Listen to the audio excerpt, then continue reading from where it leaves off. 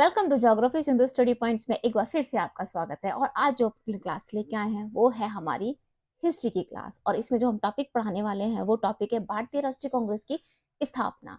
भारतीय राष्ट्रीय कांग्रेस की जो स्थापना थी वो उस दौरान में की जाने वाली स्थापना, यानी कि भारतीयों की एक अपनी पार्टी है, एक अपनी राजनीतिक पार्टी होगी जिसके थ्रू वो अपनी बातों को अंग्रेजी हुकूमत तक रखेंगे। उस पार्टी को बनाने के पीछे क्या रीजन रहे होंगे, क्या संघर्ष थे और क्या माइंडसेट रहा होगा उस टाइम पे, तो ये एक कहानी के तौर पे हम लोग समझते हैं। कहानी के तौर पे समझते हैं तो वो बहुत अच्छे से समझ में आएगी।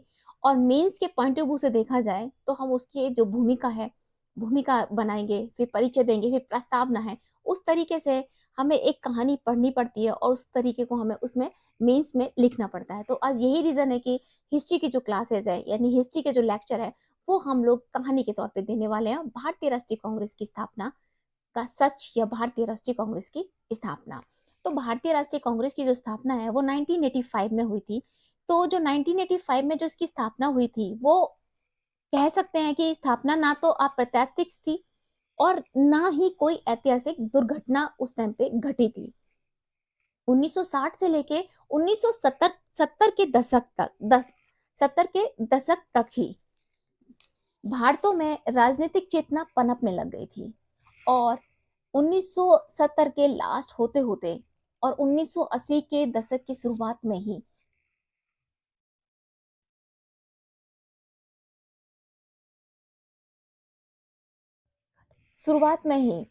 भारतीय जनता राजनीतिक तौर पर काफी जागरूक हो चुकी थी। 1885 में राजनीतिक चेतना ने करवट ली और भारतीय राजनीति में सक्रिय बुद्धिजीवी, जो उस टाइम पे कह सकते हैं जिनके अंदर वो नॉलेज थी, जो राजनीति में थे, जो अंग्रेजों के साथ में राजनीतिक पार्टियों में जाया करते थे या आवागमन रखते थे, उन बुद्धिजीवियों ने राष्ट्रीय हितों के लिए एक राष्ट्रीय स्तर पर राष्ट्रीय दल का गठन हुआ, जो राष्ट्रीय चेतना का प्रतीक था।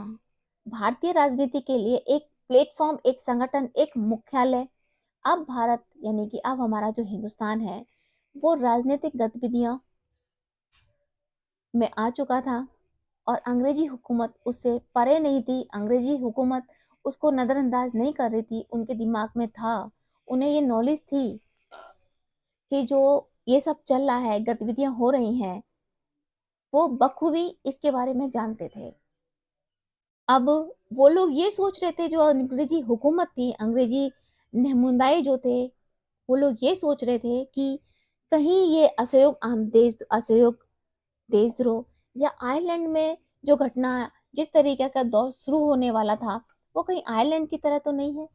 इस तरीके से इस राजनीतिक दहशत को, इस राजनीतिक जर्नी को अंग्रेजी हुकूमत ये देख रही थी और वो फील कर रही थी।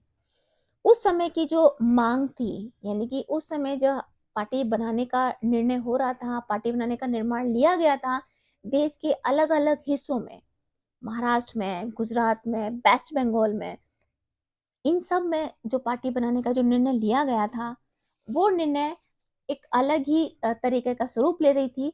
क्योंकि उस टाइम पे जो थी हमारे हिंदुस्तानियों की जो मांग थी, वो अंग्रेजी हुकूमत से कुछ इस तरीके की मांग थी, कुछ इस तरीके का उन्होंने अपनी डिमांड रखी हुई थी उनके सामने, कि उस समय की जो आयात था, यानी कि जो हमारे यहाँ से सूती वस्त्र का आयात होता था, उस पे शुल्क में कमी की जाए। दूसरी थी कि हथियार रखने का भी हमें अधिकार मिलना चाहिए, हमें अपने प्रेस का भी, आज़ादी का भी हमें मतलब हमें अधिकार होना चाहिए।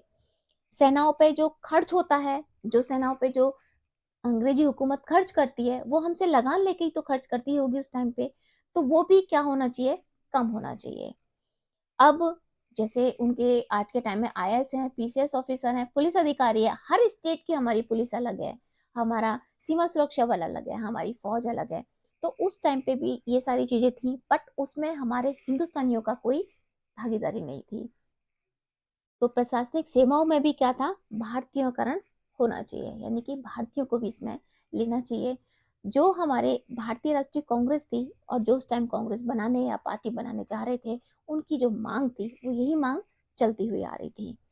अर्धसैनिक बल एवं स्वैच्छिक संगठनों में भारतीयों को शामिल होने का अधिकार होना चाहिए, ये हमारी मांग थी किससे मांग थी हमारी? ये हमारी भारतीय राष्ट्रीय कांग्रेस पार्टी का जो गठन हो रहा था, उस टाइम में जो हमारी जनता थी, जो उनकी मांग थी, वो अंग्रेजी हुकूमत से हमारी ये मांग चल रही थी। भारतीय न्यायाधीश जो थे, यानी कि हमारे जो भारतीय लोग थे और बाहर से पढ़ाई करके आते थे, बैरिस्टर की पढ़ाई करके आते थे, क्योंकि हमारे महात्मा गांधी भी बैरिस्टर की पढ़ाई करके आ रहे थे। तो जो हमारे न्यायाधीश थे, वो यूरोपियन नागरिकों पे आपराधिक मुकदमों की सुनवाइयों का भी अधिकार रखना चाहते थे। ये हमारा दौर था जब हमारी ये सारी चीजें अंग्रेजी हुकूमतों के साथ चल रही थी। अब क्या था, अब इसके बाद में विदेशी हुकूमतों का संदेह तत्कालीन नहीं था, इसका ठोस ऐतिहासिक आधार भी था। उस समय की राष्ट्रीय मांगे थी, आयातित वस्त्रों पे शुल्क है, ये सब चीजें हमारे चल रही थी। 1875 से 1885 के दौरान भारत के अंदर जो नई राजनीतिक चेतना पनपी, वह मुख्यतः युवा वर्ग की देन थी। ये युवा ज्यादा लड़ाकू और राष्ट्रवादी थे। इनमें से अधिकांश इन्हीं 10 वर्षों के भीतर राजनीति में आए थे और इन्होंने नया संगठन बनाना और नए, क्योंकि इन्हें लगने लगा था कि जो हमारा पुराना संगठन है, पुराना जो संगठन है वो हमारा क्या है, दकियानुसीनी हो चुका है। वो अंग्रेजों तक, यानी कि अंग्रेजी हुकूमत तक अपनी जनता की, यानी कि अपने नागरिक की, अपने लोगों की बातों को नहीं पहुंचा पाता। उनका जनाधार भी ठोस नहीं था, ना उनके पास कोई ठोस संगठन या कार्यक्रम था, और ना नीतियां थी। बतौर उदाहरण, बंगाल का ब्रिटिश इंडियन एसोसिएशन धीरे धीरे जमींदारों के हितों का पोषक बन गया था उस टाइम पे, और अंग्रेजों के खिलाफ उसकी आवाज मंदी पड़ गई थी। बॉम्बे एसोसिएशन और मद्रास नेटिव एसोसिएशन दक्षिणापंथी और मराणसन हो गए थे। यही कारण था कि 1876 में बंगाल के युवा राष्ट्रवादियों ने सुरेंद्रनाथ बनर्जी और आनंद मोहन बोस के नेतृत्व में इंडियन एसोसिएशन का गठन किया। मद्रास के युवाओं महा मद्रास के जो युवा थे, मद्रास के युवा नेता एम बी राघव चेरिया जी, सुब्रमण्यम अय्यर, पी आनंद चारुला आदि ने 1884 में मद्रास महाजन सभा का गठन किया। मुंबई में युवा राष्ट्रवादी बुद्धिजीवी नेता टी तेलंगाना और फिरोज मेहता राजनीतिक मतभेदों के कारण पुराने नेताओं दादा भाई मोरारजी, फार्मजी भाई फ्रामजी और दिनास पाटिल से अलग हो गए और 1885 में बॉम्बे प्रेसिडेंसी एसोसिएशन का गठन किया।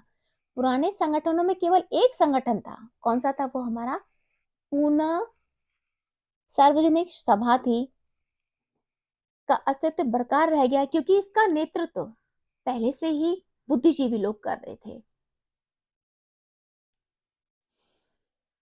अब जो हमारी नई राजनीतिक पार्टियां, नए लोग हमारे आ रहे थे, तो उसमें हमारा क्या हो रहा था कि राजनीतिक चेतना लोगों के अंदर अंगड़ाइयां लेने लगी थी।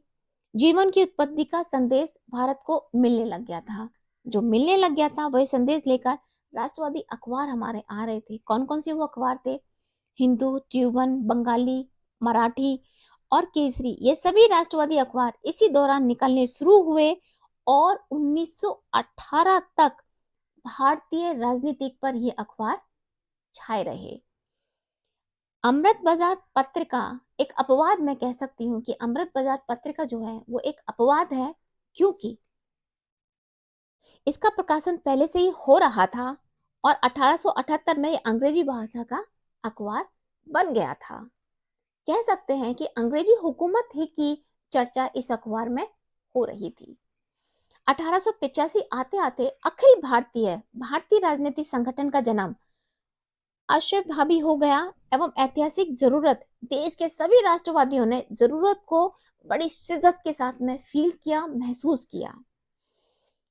1883 के बाद इन प्रयासों में काफी तेजी आई और राजनीतिक गतिविधियों ने जोर पकड़ा। कलकत्ता से प्रकाशित इंडियन मिरर ने तो इस सवाल को लेकर एक जिहाद छेड़ दिया था और 1983 में इंडियन एसोसिएशन ने अखिल भारतीय राष्ट्रीय सम्मेलन का आयोजन किया था और दिसंबर 1885 में दूसरा सम्मेलन करने की घोषणा की थी। यही कारण था कि अखिल भारतीय राष्ट्रीय सम्मेलन से जुड़े सुरेंद्रनाथ बनर्जी 1885 में भारतीय राष्ट्रीय कांग्रेस के स्थापना सत्र में शामिल नहीं हो सके। अब हम ये देख लेते हैं कि हमारा जो भारतीय राष्ट्रीय कांग्रेस है वो 28 दिसंबर 1985 में सोमवार के दिन मुंबई के गोकुलदास तेजपाल संस्कृत महाविद्यालय के प्रांगण में हुई थी।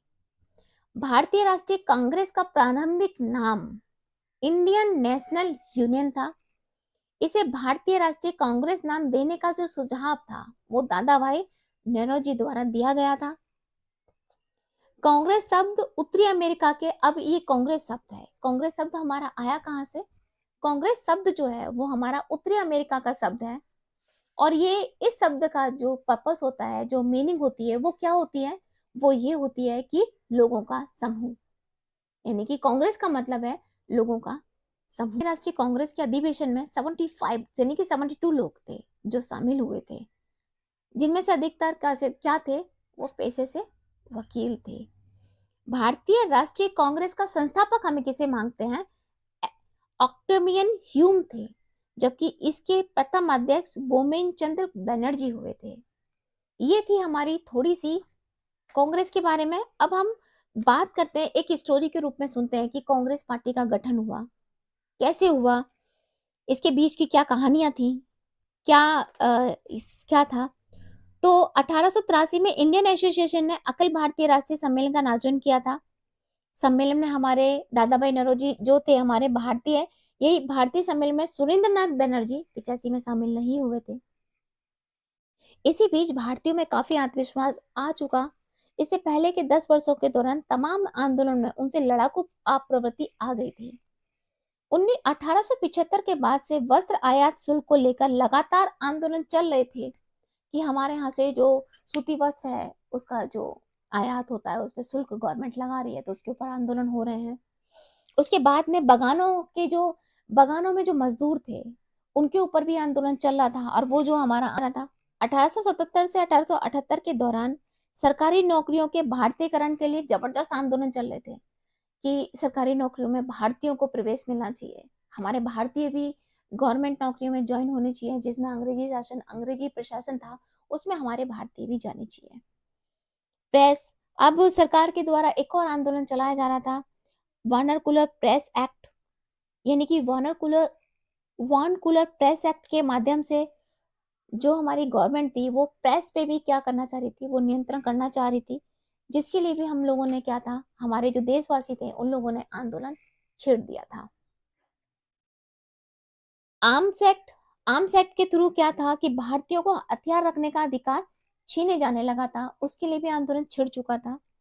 1881 से लेके 1882 में बंगाल मजदूर और स्वदेशी अभिजन अधिनियम के खिलाफ आंदोलन चलाया जा रहा था। इस कानून में बगान मजदूरों को एक तरह से दास बना दिया था। 1883 में इलवट विधेयक के समर्थन में भी आंदोलन हुआ। इस विधेयक का यह प्रावधान था कि भारतीय न्यायाधीश यूरोपियन नागरिकों पर आपराधिक मुद्दों की सुनवाई कर सकते थे, बट यूरोपियन नागरिकों ने इस विधेयक को पास नहीं होने दिया। क्यों? क्योंकि भारतीय जो न्यायाधीश थे वो हमारे क्या थे, जो यूरोपियन नागरिकों पर आपराधिक मुद्दों की सुनवाई कर सकते हैं, बट यूरोपियन ने इसे लागू होने नहीं दिया। भारतीयों की पराजय का कारण था कि इनका कोई देश व्यापारी, और जो उनका आंदोलन था वो रद्द हो गया, वो बंद हो गया। और जो मेन रीजन था वो ये था कि कोई देशव्यापी संगठन नहीं था, जबकि यूरोपियन नागरिकों का विरोध संगठित था, वो संगठित होकर अपना काम करते थे, और हमारे पास में कोई संगठन ही नहीं था। भारत और ब्रिटेन में एक साथ राजनीतिक आंदोलन चलाने के उद्देश्य से जुलाई 1883 में देशव्यापी स्तर पर धन इकट्ठा करने का काम शुरू हुआ, और 1885 में भारतीयों ने स्वैच्छिक संगठनों में भागीदारी के लिए आंदोलन छेड़ा। इस तरह स्पष्ट हो जाता है कि कांग्रेस की स्थापना 1885 से पहले के कुछ वर्षों से ही देश में चल रहे राजनीतिक कार्यकलाप और गतिविधियों की स्वाभाविक परिणता थी। उस समय तक देश की राजनीतिक परिणति ऐसी बन गई थी कि जरूरी हो गया था कि कुछ बुनियादी काम और लक्ष्य तय किए जाएं और उनके लिए संघर्ष शुरू किया जाए। अब आते हैं हम बात राष्ट्र का निर्माण। भारतीय राष्ट्रीय कांग्रेस की राष्ट्र का निर्माण है, फिर राष्ट्र के लिए कार्यक्रम। तो राष्ट्र का निर्माण जो है उस समय भारत के राष्ट्र बनाने की प्रक्रिया के रास्ते पर कदम बढ़ाया ही था कि भारतीय राष्ट्रीय आंदोलन के प्रणेताओं के सामने पहला लक्ष्य यही था कि भारतीयों को एक राष्ट्र के रूप में जोड़ने और भारतीय जनता के रूप में उनकी पहचान बनाने की यह प्रक्रिया आगे बढ़ाई जाए। भारत एक नहीं हो सकता। उपनिवेशवादी और प्रशासक और उनके अनुयायी अब अक्सर यह कहा करते थे कि भारत जो है वो एक हो नहीं सकता। अब भारत एक हो नहीं सकता क्योंकि भारत की हिस्ट्री बताती है अंग्रेजों से पहले यहाँ मुगल आए थे, उन्होंने अपना वर्चस्व हमारे यहाँ पे स्थापित किया था, क्योंकि हमारे यहाँ पे स्टेट वाइज हमारा जो भारत था वो बटा हुआ था। हमारा भारत स्टेट वाइज गुजरात, महाराष्ट्र, सूबों में, इन सब में ये क्या था, हमारा जो भारत था वो बटा हुआ था। तो लोग कहते थे कि भारत इकट्ठा नहीं हो सकता, भारत एक नहीं हो सकता, ये आजाद नहीं हो सकता क्योंकि ये एक राष्ट्र नहीं है, बल्कि यह महज एक भौगोलिक शब्दावली है और सैकड़ों अलग अलग धर्मों व जातियों के लोगों का समूह है। भारतीयों ने इसका खंडन नहीं किया, बल्कि यह कहा कि वह एक राष्ट्र बनने की दिशा में अग्रसर है। तिलक, सुरेंद्रनाथ बनर्जी और कई अन्य लोग अक्सर यह कहा करते थे कि भारत एक बनता हुआ राष्ट्र है। कांग्रेस के नेताओं को इसका एहसास था कि देश की आर्थिक, राजनीतिक और सामाजिक परिस्थितियां देश के लोगों को एक दूसरे से करीब ला रही हैं, लेकिन वे ये भी जानते थे कि लोगों को इस प्रक्रिया के बारे में जागरूक करना होगा और उनमें राजनीतिक चेतना को पैदा करना होगा, तभी हमारा हिंदुस्तान एक होगा, हम एक राष्ट्र बनेंगे और एक पार्टी बनेगी जो अंग्रेजों के खिलाफ लड़ाई का मोर्चा संभालेगी। भारत का एक राष्ट्र बनना एक ऐतिहासिक प्रक्रिया थी। इसका अंदाजा इसी से लगाया जा सकता था कि 1885 में कांग्रेस की स्थापना के 20 साल बाद 1905 में भी गोपाल कृष्ण गोखले ने इसी बात पर फिर जोर दिया कि जहां तक हो सके हमें भारत से ज्यादा लोगों में राष्ट्रीय चेतना पैदा करनी चाहिए और इसे बढ़ाना चाहिए ताकि धर्म, जाति और वर्ग की भिन्नताओं को परे रखकर वे एकजुट हो सकें। कांग्रेस के नेताओं को इस बात का भी एहसास था कि भारत में जिस तरह की भिन्नताएं हैं वैसी स्थिति दुनिया में कहीं नहीं। इसीलिए उन्होंने एक अलग किस्म की कोशिश करनी होगी और बड़ी सावधानी के साथ राष्ट्रीय एकता को पोषित करना होगा। हम इसी से इस बात का अंदाजा लगा सकते हैं कि भारतीय राष्ट्रीय कांग्रेस बनाने के लिए कितना संघर्ष और कितना जद्दोजहद करना पड़ेगा, क्योंकि जाति, धर्म, इन सब के आधार पर देश बटा हुआ था। सूबों में, राज्यों में, स्टेटों में देश बटा हुआ था। उसके लिए भारतीय राष्ट्रीय कांग्रेस बनाना एक बहुत बड़ी चुनौती के रूप में सामने आ रहा था। सभी धर्मों के लोगों के बीच पहुंचने और अल्पसंख्यकों के मन में छाए डर को दूर करने के लिए 1888 यानी कि 1888 में अधिवेशन में यह तय किया गया कि अगर किसी प्रस्ताव पर हिंदू या मुस्लिम प्रतिनिधियों को बहुत बड़े हिस्से को आपत्ति हो तो यह वह प्रस्ताव पारित नहीं होगा, और 1899 में अल्पसंख्यकों से संबंधित एक प्रस्ताव पारित किया गया। शुरुआती दौर के राष्ट्रीय नेता एक धर्मनिरपेक्ष राष्ट्र का निर्माण करने पर दृढ़ प्रतिज्ञ थे और कांग्रेस स्वयं पूर्णतः धर्मनिरपेक्ष संस्था थी। राष्ट्रीय कार्यक्रम, हम राष्ट्रीय कार्यक्रम को देखते हैं कि राष्ट्रीय कार्यक्रम का क्या गठजोड़ था, क्या इससे संबंधित परिभाषाएं थी। शुरुआती दौर में कांग्रेस का दूसरा महत्वपूर्ण लक्ष्य यह था कि एक ऐसा राजनीतिक मंच या राष्ट्रीय कार्यक्रम बनाया जाए जिसके तहत देश के विभिन्न भागों में कम कर रहे राजनीतिक कार्यकर्ता इकट्ठे होकर अखिल भारतीय स्तर पर अपनी राजनीतिक गतिविधियां चला सके और लोगों को शिक्षित व संगठित कर सकें, और वो जो अंग्रेजों के खिलाफ लड़ाई हो। इसी कारण कांग्रेस में सामाजिक सुधार का सवाल नहीं उठा। इसके दूसरे अधिवेशन में, यानी कि जो कांग्रेस का दूसरा अधिवेशन हुआ था, उसमें दादा भाई नौरोजी ने कहा था कि राष्ट्रीय कांग्रेस को अपने आप को सिर्फ उन सवालों तक ही सीमित रखना चाहिए जो सवाल पूरे राष्ट्र को जोड़ें और जिन सवालों पर सीधी भागीदारी की गुंजाइश हो। इसीलिए सामाजिक सुधार पर चर्चा करने के लिए कांग्रेस उचित मंच नहीं थी। दादा भाई नौरोजी ने इसे स्पष्ट भी किया था कि हम यहाँ एक राजनीतिक संगठन के रूप में इकट्ठे हुए हैं ताकि हम अपनी राजनीतिक आकांक्षाओं से अपने शासकों को अवगत करा सकें।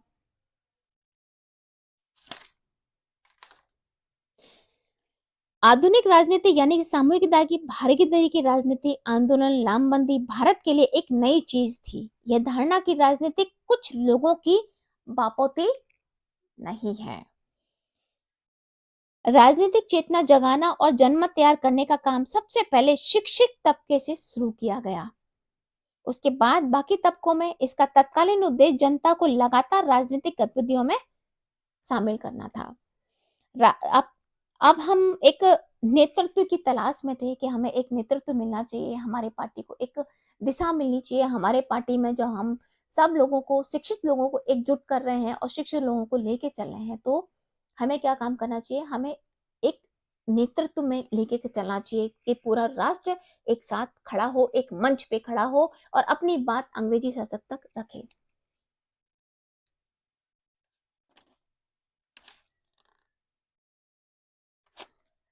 राष्ट्रीय आंदोलन चलाने के लिए पहली जरूरत थी सशस्त्र राष्ट्रीय राजनीति नेतृत्व की। इटली के सुप्रसिद्ध मार्क्सवादी चिंतक अंतियोनी ग्रामिसी ने इस आंदोलन के मुख्यालय की संज्ञा दी। लेकिन किसी भी देश में कोई राजनीतिक आंदोलन तभी सफल हो सकता था जब वहां की जनता संगठित हो, पूरा देश एक हो। राष्ट्रवादी आंदोलन का प्रथम चरण तब शुरू होता है जब राष्ट्रीय भावनाओं और राष्ट्रीय अस्मिता के कारण जनता को संगठित करने का काम शुरू करते हैं। इसके लिए जरूरी है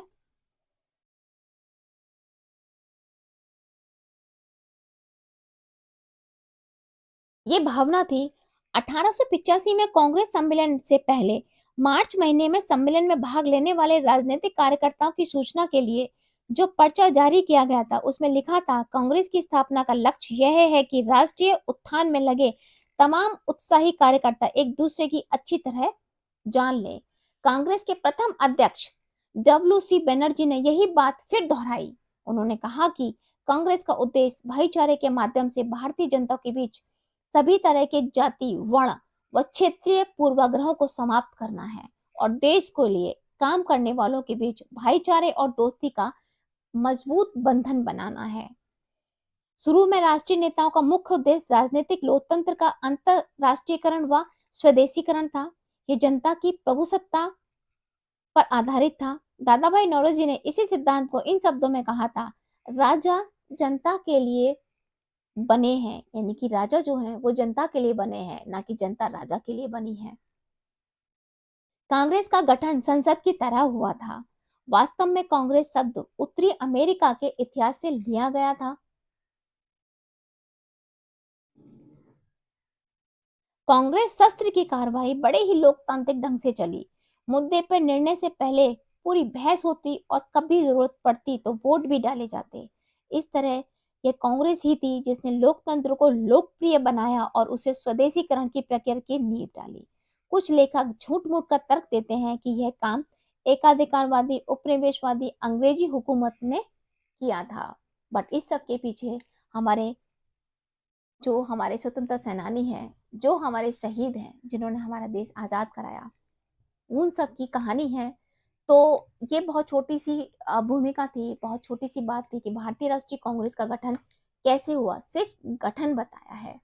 इसके पॉइंट्स हैं, इसकी बहुत सारी डेट्स हैं कि कौन सी डेट पे क्या काम हुआ था, कौन सी डेट पे कौन सा आए थे, गांधी जी ने कांग्रेस को कब ज्वाइन किया था, पहला अधिवेशन कब हुआ था, सुभाष चंद्र बोस ने कब शपथ ली थी और अपना त्याग पत्र दिया था। वो सारी जो चीजें हैं वो हमारी नेक्स्ट वीडियो में होगी। आई होप आपको इतनी सी मेरी जो पहल है, हिस्ट्री को समझाने की कोशिश है, हिस्ट्री को करीब लेके आने की जो कोशिश है, वो बहुत अच्छी लगी होगी। अगर आप मेरे चैनल पर नए हैं तो प्लीज मेरे चैनल को लाइक, सब्सक्राइब एंड बेल का बटन दबाइए ताकि मेरी कोई भी वीडियो आए तो आप तक जरूर पहुंचे। धन्यवाद।